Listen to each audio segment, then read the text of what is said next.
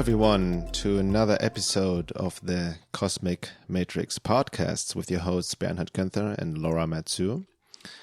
Today's topic will be shadow work, triggers, and projections. And to dive right into it, I want to share a quote by Carl Gustav Jung, who has coined the term shadow work, or the shadow.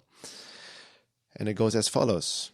The shadow describes the part of the psyche that an individual would rather not acknowledge. It contains the denied parts of the self. Since the self contains these aspects, they surface in one way or another. Bringing shadow material into consciousness drains its dark power, and can even recover valuable resources from it. The greatest power, however, comes from having accepted your shadow parts and integrated them as your components of yourself. Everyone carries a shadow. And the less it is embodied in the individual's conscious life, the blacker and denser it is. It all counts. It forms an unconscious snag, thwarting our most well-meaning intentions. One does not become enlightened by imagining figures of light, but by making the darkness conscious. Yeah, and as always, this is going to be the first hour, the podcast, which is going to be available public on iTunes and everywhere else. And we're going to continue on in a second hour, which is going to be just for members of the Piercing the Veil of Reality Forum. We also have a live Zoom call, which we're going to start hosting every month with Bernhard and I. And it's going to be, the next one's going to be a day after we release this podcast. So if you're listening to this on the day we released it, it's going to be on May 18th at 3 p.m. PST.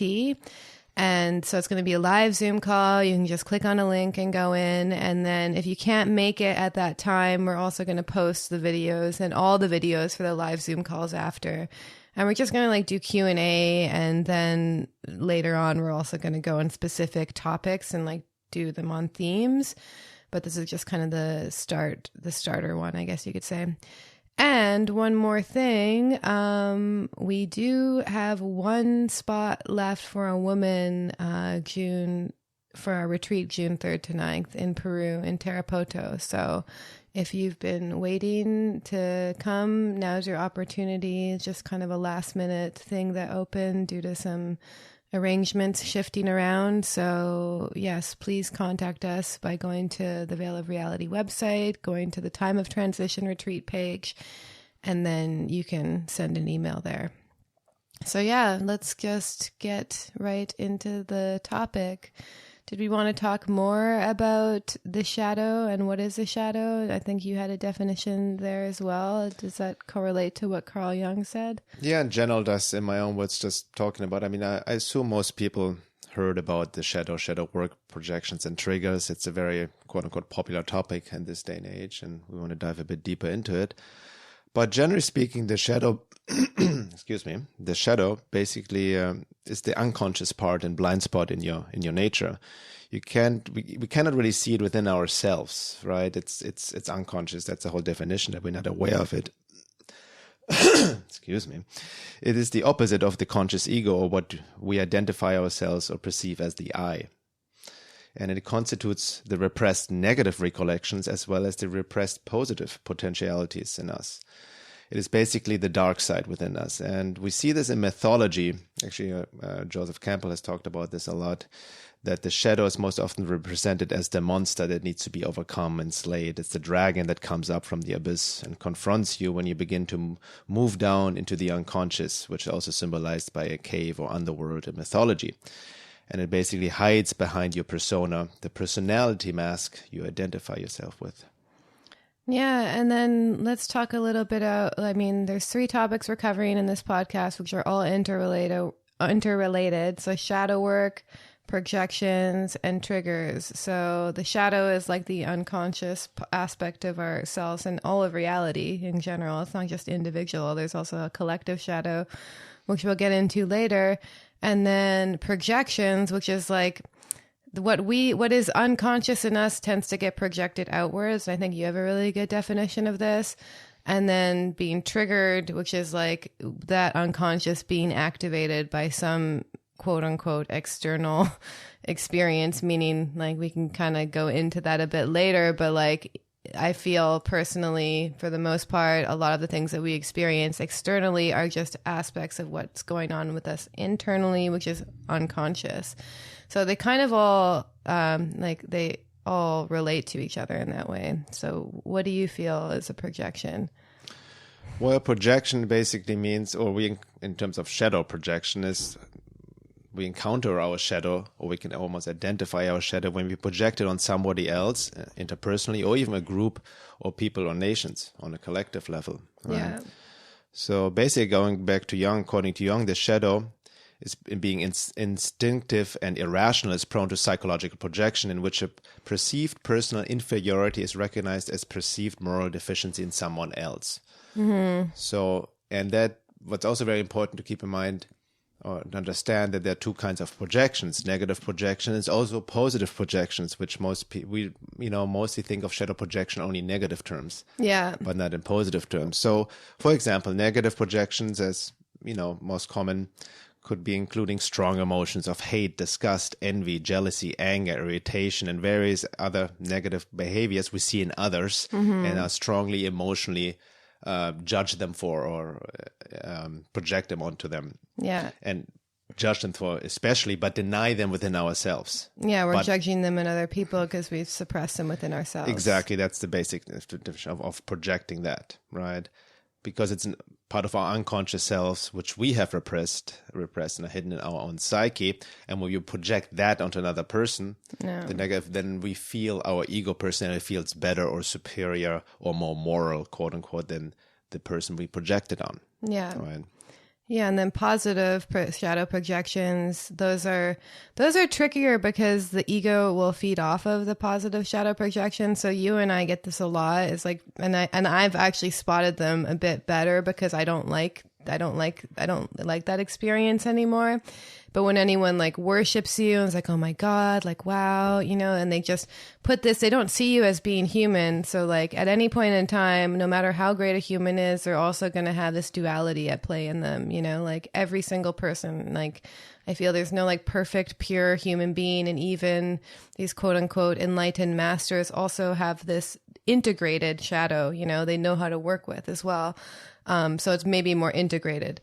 But when we, when we fall in love or when we really admire someone, we're only seeing these positive qualities in them. And I also notice with people I work with who really need to get work on their own self-esteem and work on their own empowerment, what they do is they project onto like me or other people around them all these positive qualities which they themselves has not claimed, Exactly. That's really what comes down to positive projections. Like you mentioned, include worship, admiration. When we put a person on a pedestal, pedestal or pedestal? How do I pronounce it? Well, pedestal. I don't know. The German way is maybe pedestal. And only see quote unquote good in them. Like you mentioned, especially that's very common in the romantic phase, the beginning phase of a relationship, when you project all these positive qualities in a partner until the shadow comes up at some point in the relationship. And always see it in the cult of celebrity, right? Rock stars, gurus, anyone who is famous, so we project all these qualities onto them. But as you mentioned, it constitutes our own positive unconscious potential project onto others. So in a sense, we're diminishing ourselves when we engage in positive projection.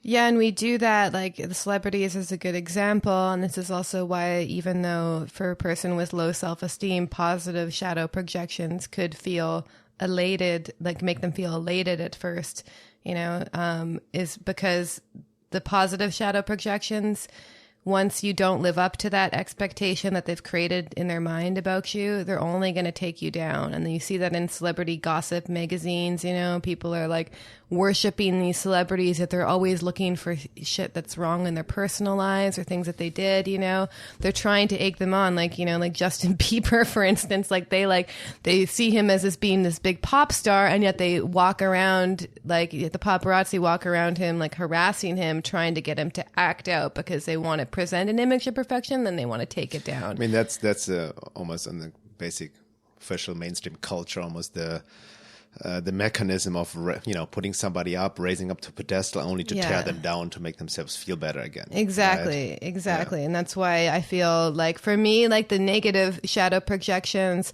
are a bit easier to deal with in that sense. And I find that interestingly, the positive shadow projections can get to be way more vicious because they try to push you up somewhere so they can tear you down. So it's like this weird mind fuck. I've experienced it in my own work here and there. Yeah. First of all, it's also, it feels uncomfortable actually. Yeah, it doesn't. Because, unless the you're more wounded. Narcissistic, the wounded have more narcissistic tendencies, the ego definitely feeds off of the positive projections. Yeah. Right. And all that. But I had incidences like even just recently, something I wrote, and I got the angry message from somebody who was just following my work for all these years and blah, blah, and then get this message. I thought, I just read what you wrote. I thought, you were just this leader and blah, blah, blah. And was very disappointed about a certain point of view I had. What was the point of view? It was just in general about, we talked about diet. That whole vegan they topic. Got triggered by the veganism? Vegan topic, okay. related to your recent article. Oh, really? Right? That's funny. So got all project, and all these, even in her own words, I thought you were this and this, exposing the projections she had. She private messaged you on Facebook? Yeah, exactly. Yeah. And then, just basically, I'm unfollowing you now, because her projections of who she thought I was didn't match, was not based on reality. But you were never a vegan never. Yeah, but it's just an example. It doesn't matter, right? Of just one little thing that basically triggered her. Yeah. Right. And then having had this, I don't know, image of me of whatever, and then an image on top of that overlaid of a spiritual person having to be vegan. Yeah, exactly. So yeah. Anyway, there are many other examples I can recall from my own work, because I, with my own work similar to yours, I talk about quote unquote taboo topics and people can get easily triggered. Yeah, right? Exactly. And then they project. That's a whole topic in itself in shadow projection terms. When you talk about certain topics that challenge somebody's ingrained beliefs, then they personally attack you for it. Yeah. Right? The cognitive dissonance, they cannot even engage in a rational argument about the topic itself. They're so triggered that then they attack you personally for it. So what part of their shadow do you think is because I'm trying to just make an example of the correlation between the shadow, the projections, and being triggered. So what part of their shadow do you think it's triggered by when you find a belief that challenges yours? Do you think it's maybe the, what's the word, when you're overly focused on a single point of view? When you're very identified with a belief in a certain point of view. Yeah, your personal is you're that, Yeah. So if you attack that point of view, it feels like a personal attack. Mm-hmm. Yeah, right? yeah. Yeah, exactly. And I think that's also one thing too that's maybe we can just touch on part of, I realize this is a lesson that I've come to because I also tend to get very intensely obsessed in anything that I'm studying, And then if someone presents a different perspective or a different path, I can feel this feeling in myself where I want to almost protect and defend what I believe in and but what the mechanism that I have to do is I have to also let my, conscious mind override it. I think this is also a tribal survival mechanism as well. We want to find safety in people who have the same beliefs as us. But what I'll do is I'll feel this desire to defend and protect myself just because someone has a different belief or a different path than I do, because once we find something that works for us, we always want to think that that's the one right way. And this is the best thing ever, not realizing we're all on a different soul journey. It's all so multifaceted that who are we to know who are we to even know what's the best for us, at any point in time. So I think that's the trap in general is when we find something that resonates with us to also be and this is also the main divide between religion and politics and nations is thinking that your way of living is the right way and that everyone needs to assimilate to that, not really willing to accept the diversity of the human soul and its journey that it has to go on. Yeah, we can even take that as an example on a more collective or national level, talking about triggers and shadow projection with what's happening nowadays in the political realm with regards to the left versus the right, especially Donald Trump, right? He's the greatest teacher out there somewhere right now, so to speak, because the amount of projections he's receiving, the amount of people getting triggered by him, especially the left. Remember when, I even wrote an article about it, Donald Trump and the shadow of America. When he first got elected, how all the left, the Democrats got like their shadow come out like an ugly monster, and they, burning posters of him or puppets of him, like engaging things they were actually spoke out against, right? And projecting this hate and anger towards men based on fear, right? And, coming from this more moral high ground that they are better and whatnot, and he's this disgusting man, not understanding basic psychology. Even Gabor Mate talked about this as well in a recent interview when he talked about the denial of America. Very interesting interview. I can highly recommend to watch that on YouTube. We also talked about similar what I mentioned, that Donald Trump also embodies like the American shadow. Right? The bigger, the better, the self-made millionaire, right? The quantity of equality, all of that. Narcissism. That's like the American shadow, the best, country in the world. The only next I can do and be anyone.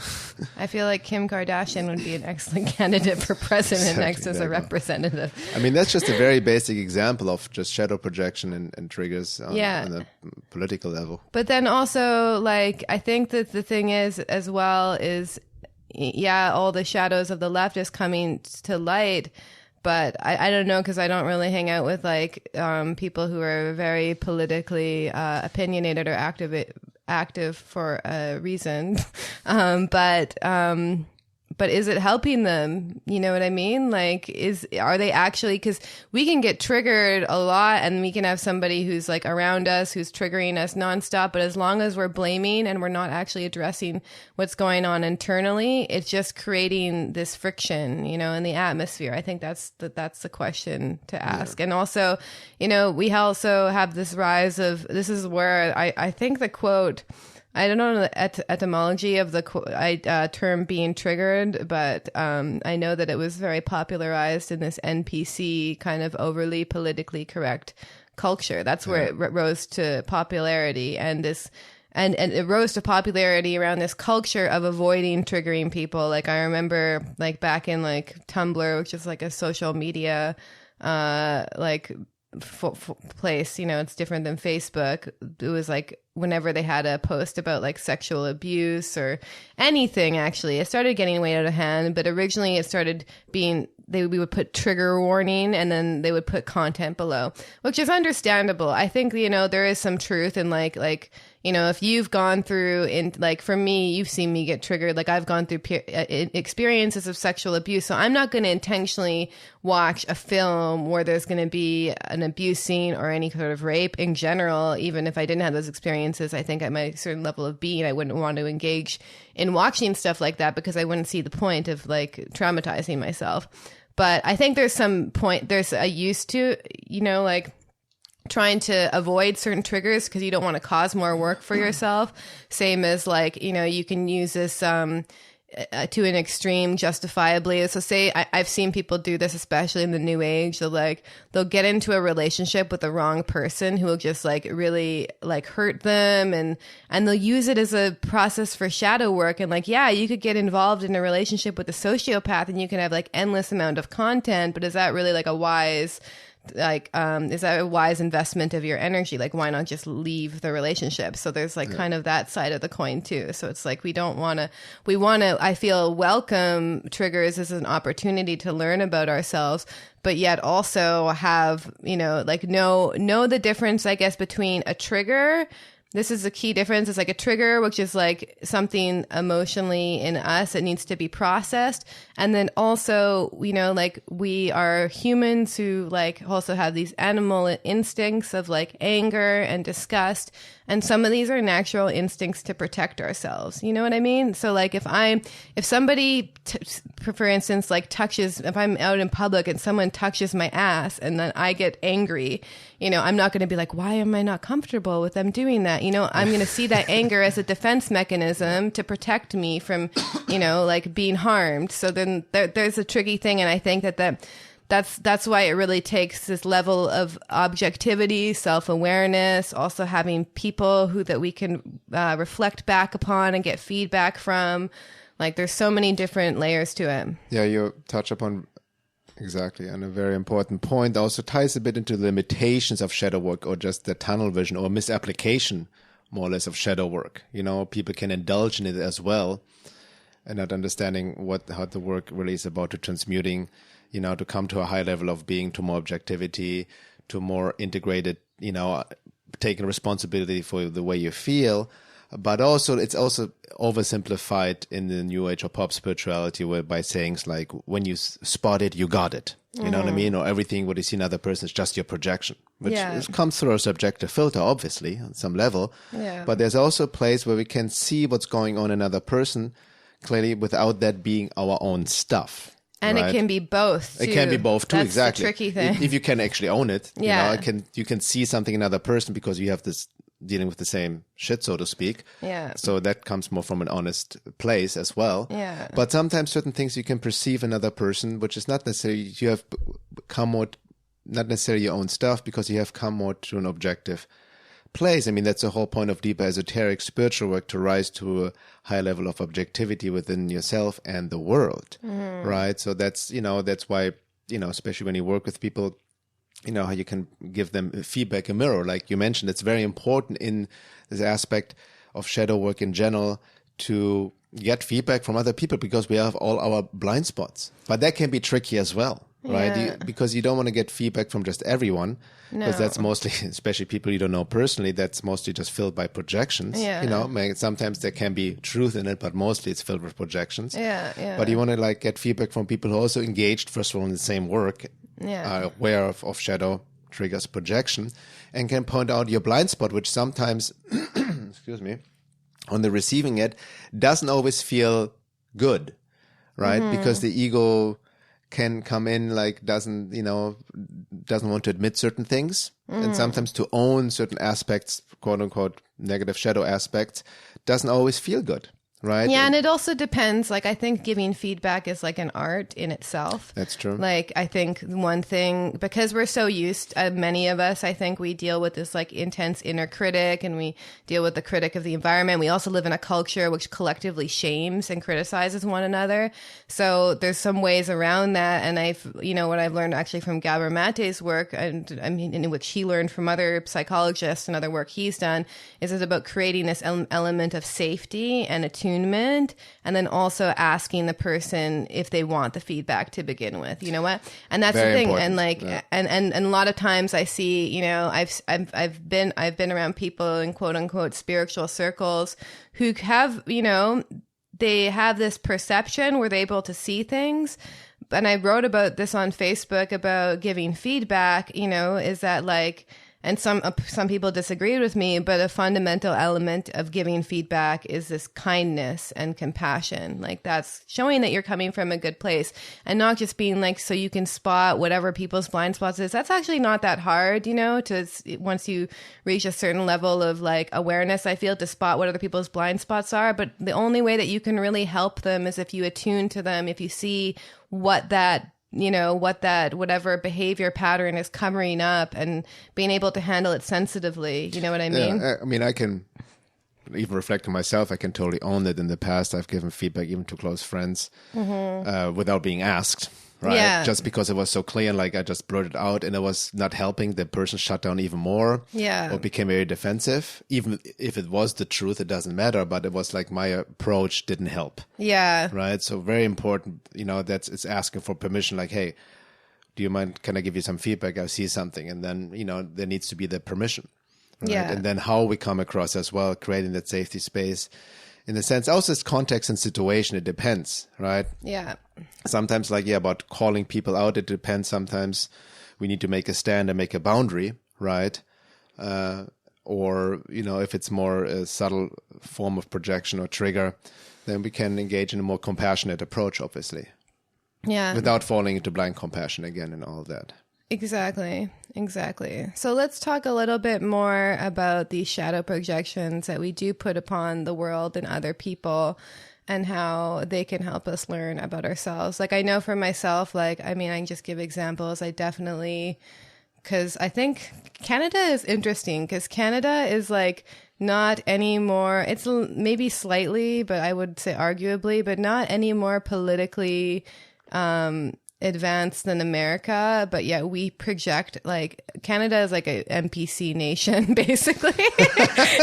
And we project a lot of shadow projections upon America, which I also do as well. You know, like Canada has definitely, especially like upper middle class liberal Canadians have this sense of superiority above Americans because, you know, like American is like the lowest of the low culturally. Canada also engages the exact same things, but I can see how collectively I also have a shadow, which which gets triggered about America as a country, even though that's like a vague concept, you know? And then also upon other people, I notice like, you know, like anything, like my main thing is it's gotten way, way, way better. But I think the dominant emotion that shows that I'm projecting upon another person is getting annoyed. Like, and underneath the annoyance, I've done like kind of inquiry on this, is usually anger. And then underneath anger is usually sadness.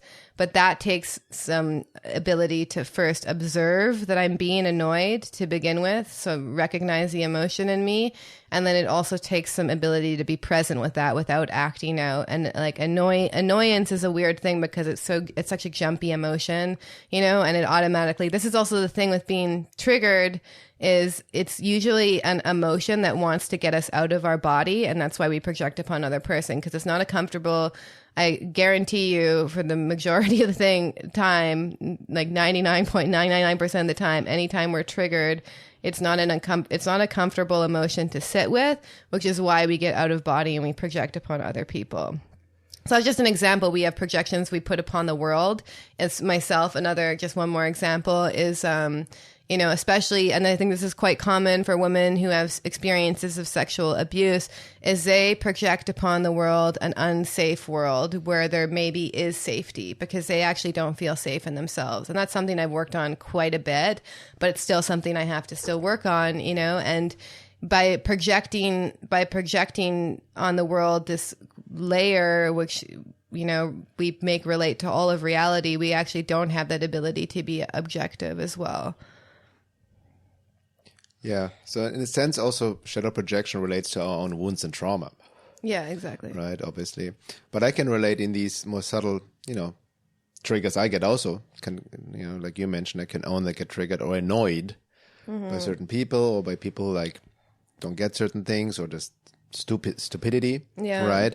But then all the self-reflection is like, yeah, it's also because my own stupidity in the sense of, or in the sense of being very hard on myself, unconsciously having high standards I put onto others. It's your inner critic. So it's also like, because I have also this, you know, I can see how my shadow gets activated if I identify with a certain ideal self-image, right? Or projected that standards others should be living up to, or I should be living up to. So I project my own stuff, my own standards onto others. Yeah. And then it's not really coming from a compassionate place. Yeah. Because I know at regular is actually I lack compassion towards myself. Right? Yeah. Hence the anger. Exactly. Coming up. Right? Yeah. Where do you think that comes from? Well, partly maybe my German uprising. But were your parents, like, they projected an idealized self-image on you? Yeah, that's very true because, you know, in my own life, you know, like in my generation anyway, like, you know, my dad even like suggested, you know, certain professions I should get into. Yeah, like, my parents university, did that like too, they already had an image of me of what I should be doing, which was not in line with who I truly am. So I didn't feel seen. Yeah. Right. Yeah, that happens a lot. Yeah, right? Super common. Yeah, exactly. So, like, how can we identify, or like, how do you identify when it's a shadow projection and when it's just an observation? I think the big difference that ties into like the nature of a trigger. Right. So a trigger is really when we quote unquote overreact emotionally, right? With something that really affects us on an emotional level or even a physiological level. You can sense it in your body, on your mind. It goes over and over and it really like is overly focused on whatever that person, the incident is doing, right? And the judgments come up right away, right? But mostly is, a hint at your own shadow is when you really have a strong emotional reaction to something, quote unquote, negative emotional reaction. Compared to what the event actually was. And now, exactly. And then having more an objective observation, which could be the truth without your own stuff involved, is more like a sober recognition that doesn't affect you on any shape or form. Well, I mean, it can affect you. Like, for instance, the example I used earlier, if someone, crosses your physical boundaries, but what I would say is a difference between it could be both at once. Like, we could also have an objective. I've had this happen. I had this like objective perspective, but then I got triggered by what I saw. So it can be both, like if I see someone who is like hurting a child, obviously I'm going to have a response to that, like a human response where I'm going to want to, stop it or help them, or have some sort of reaction that's going to be, as somebody's fairly empathic, I'll be able to feel the pain of the situation. But yet if I have a history of childhood abuse and then I get triggered by that, like, you see how it can be both at once? Exactly. I mean, that reminds me of something I can share where I realized my own shadow came out, being triggered by somebody. I used to work at this many years ago. That was like 10 years ago at this retreat center as a massage therapist. And there was another massage therapist who also taught yoga there. And he had this all like retreats going and all of that. And he was just very good, promoting his work and, getting clients, and used this, even the retreat center to get more clients for his retreats and all of that. It was kind of schmoozing, like in a sense, using that center to advance his own business. And it really triggered me, right? I felt like, oh my, he's being so fake, with just trying to, use it to promote his own work and all of that. And it really annoyed me, right? Even found myself talking shit about him to another friend.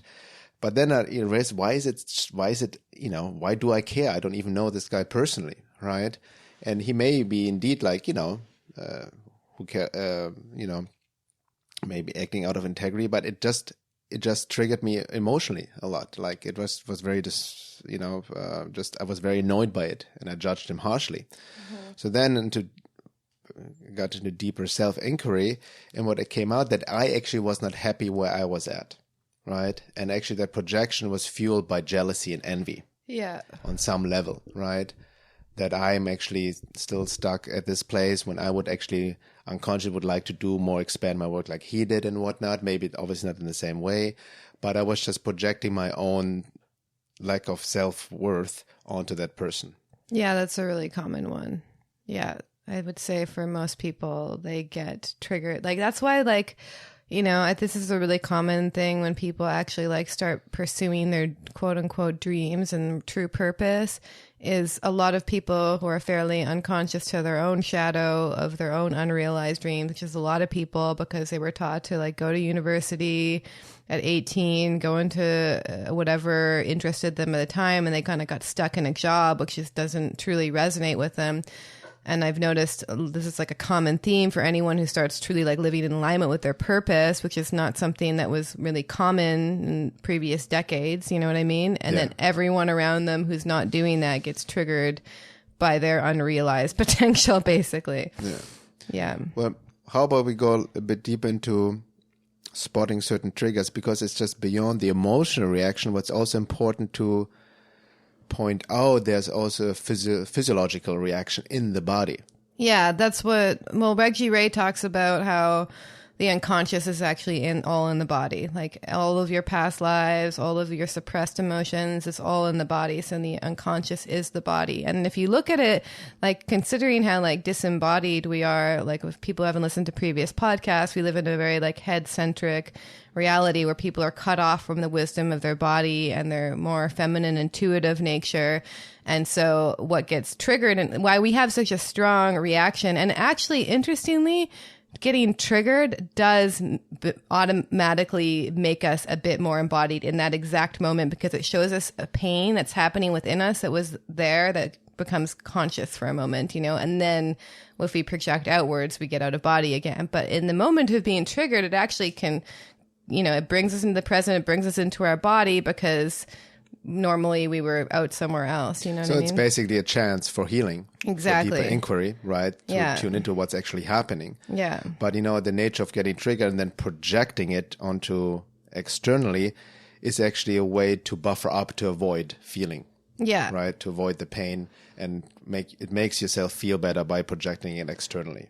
Yeah, it makes you feel better temporarily, but it's like the emotional content is already there. So maybe we can talk about, how in our own lives we process triggers. I think, you and I, we obviously trigger each other, but we've gotten a lot better in dealing with it, I think. Yeah, I think the most important part in anything, be it intimate relationships, anything when the trigger comes up, is also honoring the quote-unquote psychological rule that you cannot make somebody else responsible for the way you feel. Yeah. To not fall into the blame thing. Yeah, because then you're right. depending on the other person or external conditions to change, which are way out of your control, in order for you to feel better. And that's the whole kind of NPC culture that they're making, is let's make the world a certain way so that they don't trigger this certain group of people. So nobody gets offended anymore. Yeah, exactly. And then it ends up oppressing people, and they're like, oh, whatever, we're just trying to oppress the racist, the misogynist, etc. Which is, yeah, that's true. That's who kind of they're targeting, but they're also, it becomes this, policing of what people can and cannot say, and it tends to fall into more extremist views, So if you say anything that's even close to having an alternate opinion to feminism, it's going to be your own internalized misogyny, and then it just spirals from there, Yeah, it's like ties into the divide and conquer frequency of the matrix, which we can talk about this from the cult perspective in the second part a bit. Yeah, but let's get back on topic. Yeah, so I want to share about what you just mentioned. In our relationship, any relationship, sometimes conflict comes up. Sometimes we get triggered, you get triggered, right? And sometimes we just engage maybe into the blame game a little bit, and I feel because you have done this, and or defense and all of that. But then once we remember and apply what we talk about ourselves, remember this one incident, I got really triggered by something, we had a little conflict, and I felt this anger and frustration coming up, right? But then I noticed, okay, I remember you also helped me to guide into okay, what's happening in your body? How do you feel? That's, I feel, a very important aspect, to not even consider the emotion first, but the physical sensation in the body. Yeah, that's... The reason why they do that is because in trauma therapy, a lot of feelings that caused the original trauma were pre-verbal.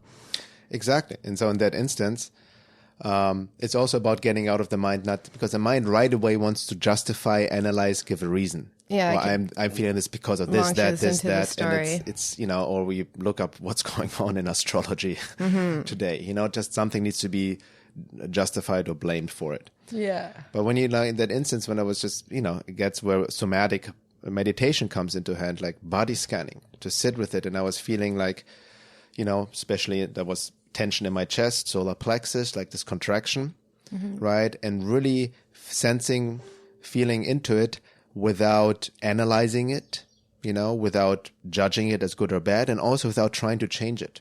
And really just feeling it. And then I felt just the physical sensation of this contraction in my chest. And then you activate, actually, you get out of your head and you activate, some magic happens in your body, in their soma. The body intelligence almost kicks in, or something deeper on a spiritual level. You can say your true self, your essence comes through anything, helping you to work through it. And then you feel like these layers dissolving almost. It's hard to put into words, feeling into the physical sensation. All of a sudden you sense this emotion of just anger, frustration, irritation, but then you go deeper and all of a sudden felt the sadness coming up, right? This loneliness, or just, even some sort of betrayal or whatnot. And all of a sudden I started crying, right? It just came out, and it was, just in a sense, it was actually a great release. Some deep pain came up that needed to release itself. And in that moment I also realized it had nothing to do with whatever reason of the conflict we got into. It had nothing to do with you at all. But in that instant, it related actually classically to something with my mother. Yeah. As a young child, right? That got reactivated triggered in that moment. So in that instance, you can use it as a chance for healing for deeper childhood wounds on the most basic level. Exactly. Right? By allowing yourself to feel first the physical sensation and then the emotion that comes up, which for some people it's not that easy. Right? We want to point that out as well, like especially if some people are living most of the time in their heads, dissociated. They've built up so much armor, so much defense mechanisms. Mm-hmm. So it's even very hard for people just to feel these sensations in the body, and it becomes so reactive to distract from it. Yeah, that's why I think it's probably extremely crucial for anyone who practices meditation to be doing, again, I'm saying my way is the best way, but from my experience, it's called quote unquote Vipassana, which by the way just means insight meditation. But how we translate Vipassana is like doing these kind of body scanning, pay attention to the sensitivity of the body, starting from the feet. I'd start from the feet up. Some people start from the crown down, but you just scan all the layers of your body. And a lot of the times when you start doing this, you think it's numb. Like you're like, oh, I can't feel my feet. I can't feel my thighs or whatever. And then slowly, as you put your awareness there, the cells almost start to wake up through our own conscious attention. And I think that's really what it means to like make the darkness conscious. Cause you had this pain in your chest. By putting your own awareness on that, you're making it conscious because you're becoming conscious of what's there. You're putting your presence there. And then that's the thing is a lot of feelings because maybe when you were a child, you weren't actually able to express and to feel those feelings. So they became suppressed and then they get activated later. And later, in order to resolve it, you almost need to let the emotions play themselves out, be felt, as if so say if that experience, if that's something that happened with you and a child and your mother was actually able to be held by your mother and she was able to be emotionally there and process with you, actually it wouldn't become unconscious because you were able to express it, you're able to feel into it, you're able to run it through to its completion. But it's because we live in this culture and a lot of us live in families where we're not allowed to emotionally, I'm saying this majority, I'm sure that not some people were lucky enough to have a different setup, but we're not able to express our emotions openly. We don't have anyone who safely can hold those emotions for us. That's what ends up suppressing a lot of these emotions into our unconscious. And then later, as our adult selves, we can learn how to hold those emotions with our own presence and our own awareness, recognize what's there, recognize the pain that's there, and allow them to play themselves out to their completion. And by giving ourselves that presence that maybe we didn't get, previously. Exactly. So the really key aspect is really also to understand, to get into the physical sensation of the body, right? Yeah. And feeling that, because that, in a sense, any unprocessed experience is held in the body somewhere.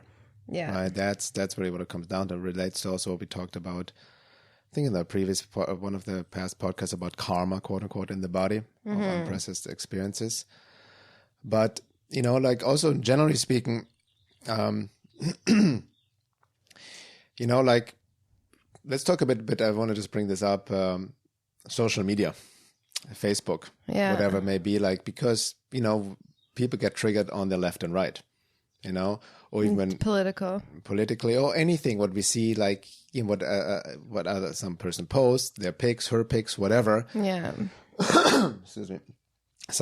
Many of us, we judge very easily, we can get triggered, I can get triggered, but it's ironically and places like Facebook or social media, actually a great place to practice shadow work in that That's sense, true. Or do deeper spiritual esoteric work as well, to check yourself, when a trigger arises, why am I getting triggered, right? What's really happening? Yeah. And without automatically projecting externally, to observe yourself, your reactions to certain posts, pics, and whatnot, and own these feelings. Yeah, it's true. Yeah. The majority of people will just end up creating a straw man argument on their posts and be like, yeah, exactly. And that's why, and it's interesting. I was just thinking as you were saying that the reason why, these triggers can come up is because for the most part, when people are out in the world, from what I've seen, is they're checked out. They're like out of body to some degree, not entirely.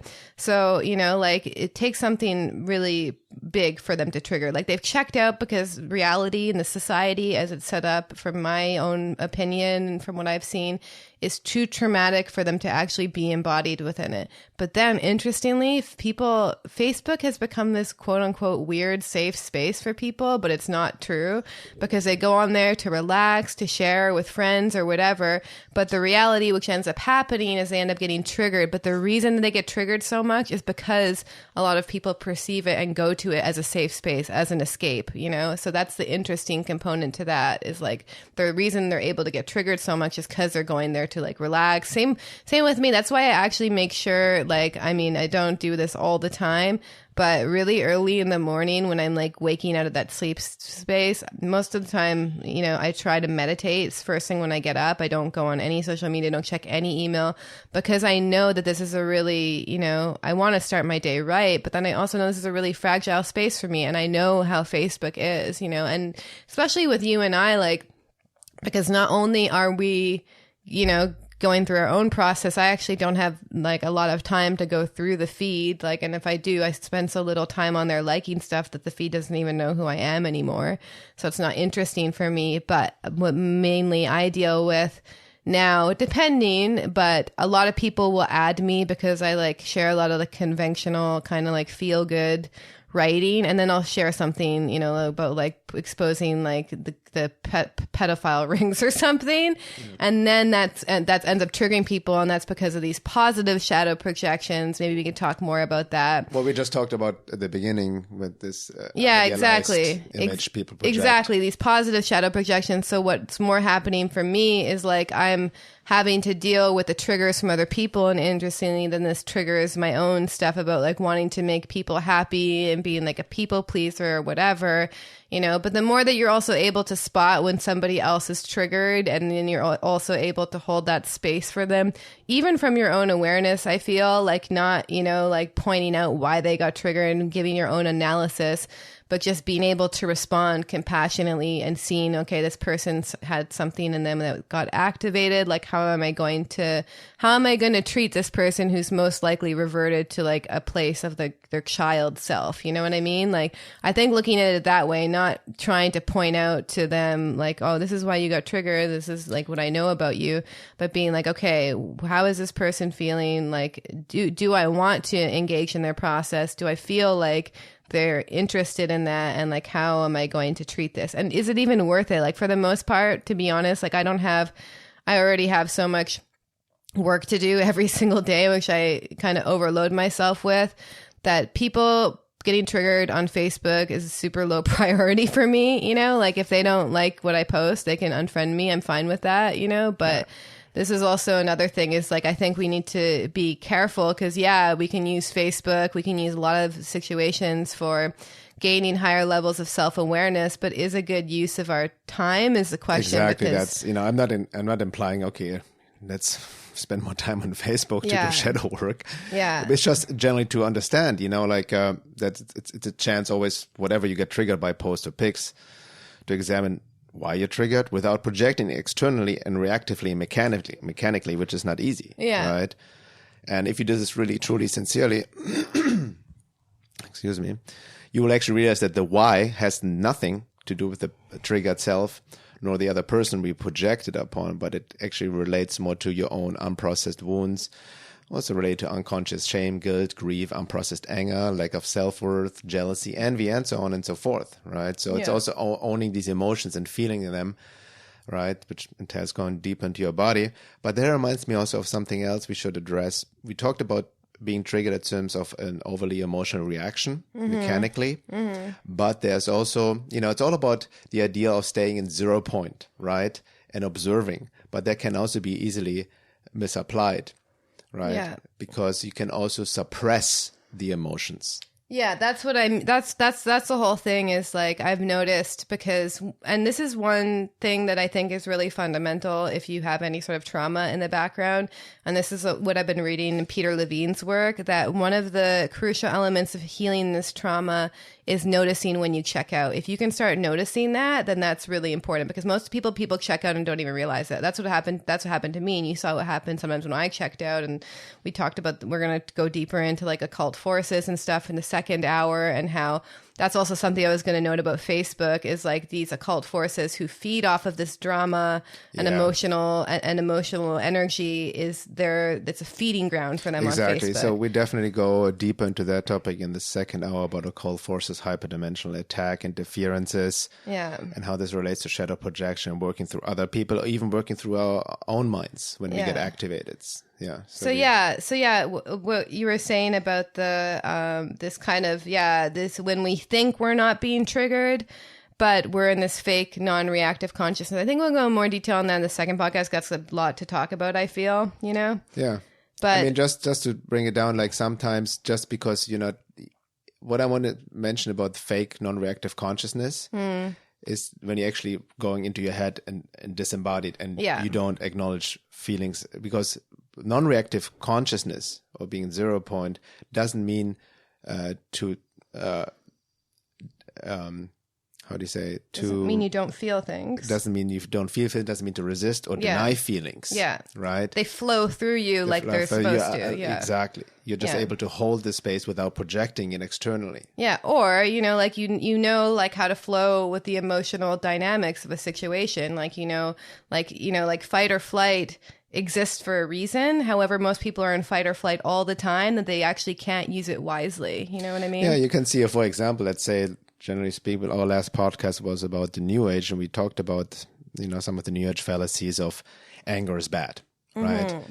So a lot of, anger has its place, especially, it's a necessary emotion to make your boundaries clear sometimes when they have been severely crossed, right? But a lot of people deny anger, don't want to appear angry, so when they get triggered in some way, it creates this fake niceness, this fake nice personality, and the anger comes more through like stingy passive aggressiveness. Yeah. Right? Yeah, that's common. So they're still triggered, even though it doesn't appear over emotionally that way. Yeah.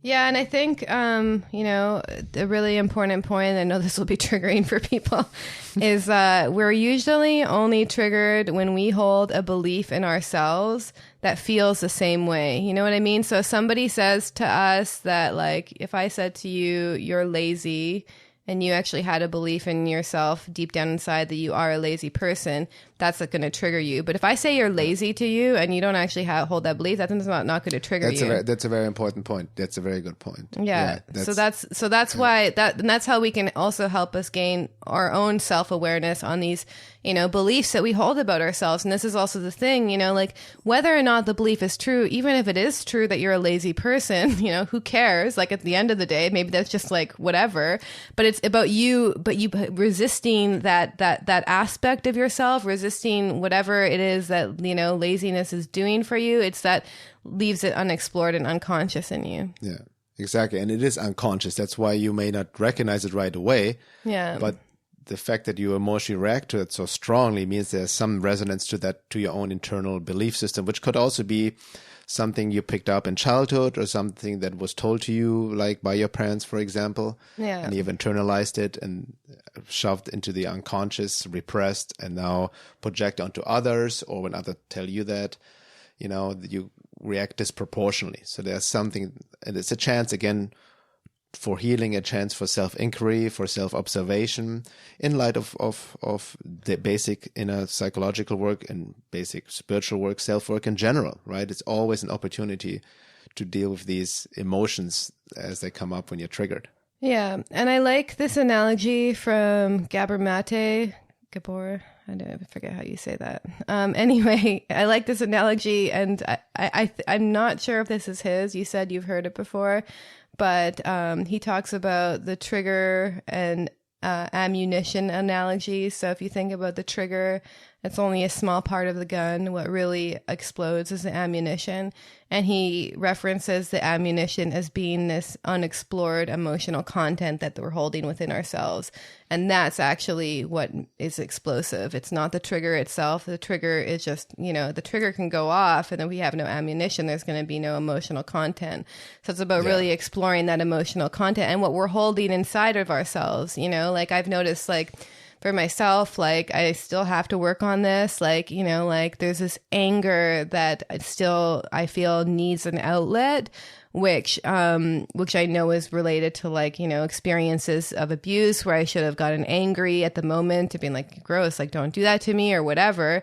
That's the ammunition that's still being held within me. And I noticed just like in myself, like when I get like annoyed with people, that the anger is the first thing that comes up, and then it's the sadness underneath it. So that's something that I still need to, you know, discharge, and I discharge it through my own awareness. You know, like I've noticed, especially I would say almost every single meditation that I have lately, at least, you know, because I've been exploring and a lot of like old traumas have been coming up. There's some really uncomfortable emotion that comes up and my mind automatically wants to stop the meditation. It starts going elsewhere. It starts getting out of body because it's so strong. And if I can teach myself to just be with it, like some magic happens, like there's a transmutation happening. And then interestingly, you know, like more stuff rises from the unconscious, the more space that we create within ourselves. So it's this ongoing process. I don't think there's ever a point, you know, maybe there's a point when it gets easier for sure and it doesn't get as intense, but we're going to be processing things all the time and making it conscious, I feel. I think what's very important, two things that came up, remind me of what you said, of this really great analogy between the trigger and ammunition. That's about the ammunition, the emotional load behind it. Yeah. That most often I can see myself, if you're not aware of this process or don't apply shadow work, we just focus on the trigger and justify the trigger. Yeah. We justify it. Well, you said this, so of course I'm triggered because you said this or you did this. So we justify the trigger. So that's kind of like, you know, it will not go anywhere, right? We're just falling into blame victim trap, so to speak. Yeah, I feel like that's a distortion of like we're justifying it because that's a distortion of like a common human survival mechanism that I was like pointing to earlier. So like, you know, like if someone does something that doesn't feel that crosses your boundary where anger is justified, you know, that's why it's so tricky, because you can also use that as a distortion to justify things that aren't necessarily to be angry about. Like, you know, the thing I was talking, the analogy I said earlier about the guy just touching someone, you know, and then the anger being justified to being like, get off me, you know, but then there's also, I feel there's these quote unquote healthy defense mechanisms, which I would say the majority of people don't have access to because they have the unhealthy defense mechanisms that are filtering their reality. You know, like I feel personally, you can't execute fight or flight with the higher wisdom that it contains, since we live in a culture where people are constantly in fight or flight. Yeah. Like we're really especially from the media, the political sphere, we're in this space where it's like just trying to make people fearful, angry, hateful. You know, it's working against us developing this higher wisdom. And I think that's it's not going to happen just naturally for us. We're going to have to make the conscious effort to work on it ourselves in our individual lives in order to rise above that. Like, we just fall in line with the masses and do whatever it is they're doing. They're just going to keep feeding off of this emotional. Exactly. And that ties into, which we also, since we're nearing almost the end of the first hour, what I want to talk about in the second hour, also the limitations of shadow work. You know, if people are just stuck in this tunnel vision, that everything is our shadow, everything needs to be integrated. And it's like you said, you just mentioned, you just go deeper and there are layers, but you can get lost in the shadow rabbit hole, so to speak, of more and more, you know. And I remember Sri Aurobindo from Integral Yoga also criticized that kind of pure psychological approach when it's not matched with also more spiritual practice. It's about anchoring the divine. And connecting to your essence, your true self. And there's also many parts needs to be integrated as part of our shadow, like we mentioned it, even Carl Jung at the beginning of this podcast in his quote about integrating it to become a whole. But there are aspects also that need to be rejected as not part of your true self or true essence. And that it's very tricky because you don't want to fall into the trap of suppressing, right? But there's also denial, but there's a process of rejecting certain aspects that are not part of your shadow, not part of your true self and essence, and are actually not part of your, suppressed nature, so to speak. Yeah. But let's go into the second hour. I also talk about more how occult and entity interferences relate to shadow projections and triggers. Yeah, and just an example about like rejection, for instance. Like I remember like something happened when I got off the airplane the other day and I got a little bit annoyed about something. And I was just like, no, I'm not gonna, it's just my first time seeing you in like a month. I was like, I'm not gonna bother with this, like that's the thing, is like this healthy ability to let go when necessary and realize like I find that especially a majority of humans, like the term I would use for them is like pettiness, especially in relationships. Like there's so much pettiness that goes on in relationships. Like people get mad about somebody not texting them back within an adequate amount of time, and it's like just like constant pettiness because of all these unresolved wounds or whatever within them that's driving the relationship. But, I think that's also kind of the positive aspect of rejection, is like once you work on yourself to a certain extent, you're like, no, I'm not going to like, I want to just focus on like our connection and love. And, exactly. That's also about focusing on your true essence and not getting involved in these like, just minute things as well. The subtle art of not giving a fuck sometimes, this book by Mark Hansen. Exactly. It reminds me of you made a great analogy about meditating on death.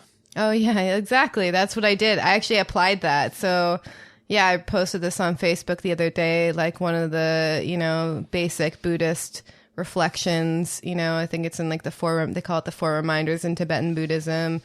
And one of them is to meditate on death, and it's so that you value your life and you don't waste it. And I think that's the most important aspect of it. So when you truly value your life and you live each, like I would say even hour, but each day at least as if it's your last, it completely changes how you treat your human relationships around you. You're not, I think a lot of people, and especially anyone who hasn't encountered like any sudden death in their life, even people who have, like they're like, oh, I'll just deal with that tomorrow or whatever. I'll like, I'll do what I really want to do after I retire in 5 years or whatever. It's always about like putting more time and more time. Yeah. So basically, it's how would I really truly react to this situation, this person, if I would die in an hour, or he or she would, Yeah, because I faced that recently when I didn't hear back from you and you were about to call me, and you usually do, and you were driving somewhere. Mm-hmm. And that was a very spiritual experience for me, because I was like,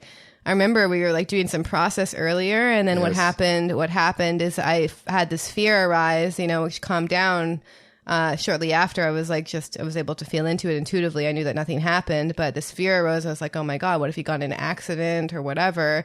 And I realized that like nothing that we had been processing really mattered as much. And then it was able to help me refocus. So that was like a very important teaching in that moment. I think it was almost like, I feel like it was also like a divine grace in a sense, because it changed everything for me to really feel that in that moment. That's a good example of what I just mentioned, to also bring the spiritual aspect into this process. Yeah, right? The higher vision, your soul, the divine, and all of that. Yeah. So just a few more notes. So in the second podcast episode, we're gonna talk about a little bit more about, reclaiming the power in the shadow, how to process triggers in a relationship, how triggers relate to trauma, this collective shadow, and how it plays out in politics. Also, these occult forces and how they feed off this emotional leash based on our triggered responses, and maybe just go more into some practical tips for processing triggers and a bunch of other stuff. So yeah, if you want to listen to the second hour, please join the Piercing the Veil of Reality community. And there's a second hour of all our podcasts on there. And then also, once again, we're doing a monthly Zoom call, which is going to start tomorrow, Saturday, May 17th at 18th, Saturday, May 18th at 3 p.m. PST, and the link will be posted on the announcement section of the forum. So hope to see some of you there. And so that Zoom call is also for the members, and you can sign up the whole membership. Also, we have a great forum over there, and there's amazing discussions and going deep into various topics. Yeah, the forum is really active. Actually. It's really active. It's nice. At veilofreality.com, you can check out everything over there and sign up to the membership. So hopefully see you in the second hour.